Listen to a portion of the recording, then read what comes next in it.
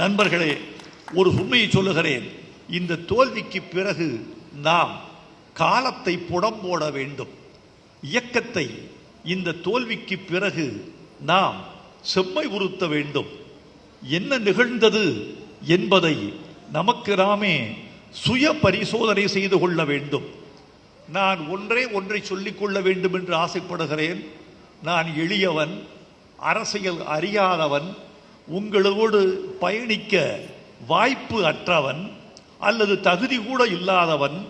ஆனாலும் நான் சொல்லுகிறேன், இந்த தோல்விக்கு காரணமான ஆட்கள் என்று நீங்கள் கருதுகிற ஆட்கள் யார் மீதும் நடவடிக்கை எடுப்பதற்குரிய காலம் இது அல்ல.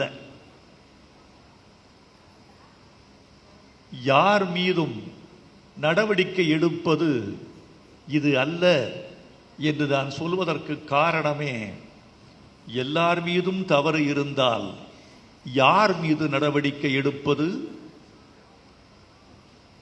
இது நம்மை நாமே தேற்றிக்கொள்ள வேண்டிய காலம். ஜப்பானில் ஒரு கதையை சொல்வார்கள். இந்த தோல்வியை நாம் உரமாக இட்டுக்கொள்ள வேண்டும். ஜப்பானிய எரிமலை வெடிக்கும், எரிமலை குழம்புகள் விசிறி பரவும், பல ஊர்களையெல்லாம் அக்கினி குழம்பு நனைக்கும். எரிமலை குழம்பு வந்து விழுந்த கிராமத்து மக்கள் ஊரை விட்டு ஓடிவிடுவார்கள். சில மாதங்கள் கழித்து ஊருக்கு திரும்புவார்கள். எரிமலை குழம்புகள் ஆறி கிடக்கும் சாம்பலாக.